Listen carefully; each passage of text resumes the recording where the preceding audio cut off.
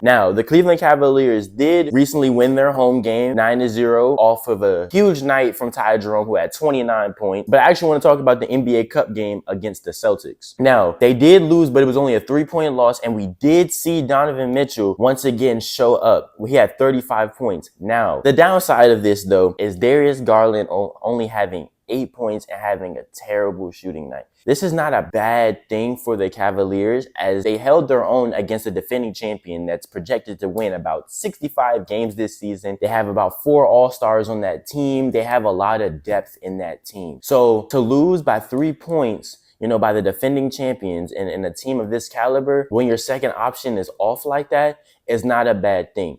The only thing I will say is that Darius Garland just can't have those performances if they really want to get over this hump, because people are already trying to compare them to the 2015 Hawks, 50 plus win team. They have 4 All-Stars and Jeff Teague and Kyle Korver and Paul Millsap and Al Horford. They look really good, and then they get swept by LeBron and the Cavs. I think that's how people are looking at this team, because they were not favorited to be in the position that they are now, right now. 9-0 at home and 16-1 as they just won against the Pelicans. But Darius Garland, absolutely, as the second option in the team, trusting in him, he has to show up in those moments. Granted, he did go versus Drew Holiday and Derek White, who are 2 of the best defensive shooting guards in the NBA. We just need to have Donovan Mitchell is going to do what Donovan Mitchell does.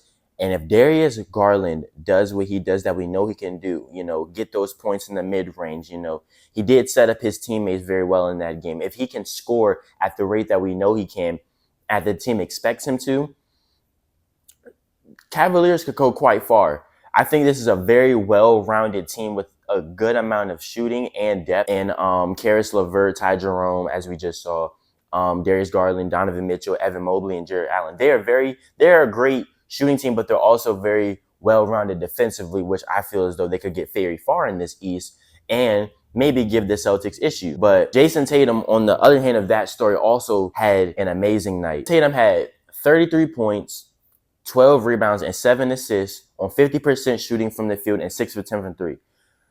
Now, when Jason Tatum has nights like that, it is going to be hard for the Celtics, as he is proving himself to be the leader of the Celtics this season, especially after getting those DNPs in the Olympics. I feel like Jason Tatum has a fire in him to really prove, that he is the face of the Celtics. He is the leader of the Celtics, is the one that led them to a Game 7 against LeBron James in the 2018 finals and led them to the finals against, Stephen Curry and the Warriors, and also led them to that championship. One of the biggest reasons that led them to that championship against the Mavericks. Jason Tatum absolutely hears everything that we're talking about. He's not a leader. He always takes a backseat. Jaylen Brown is the leader. I feel as though Jason Tatum has something to prove this season. And when he has nights like those, it's going to be hard to stop him. And the Celtics are absolutely a problem. But for the Cavs, you guys are in a good position. I think we continue to have faith in them and not write them off just by this one loss that can quickly be, reversed if Darius Garland has a solid shooting night and does what he can do, that we know he can do from the field.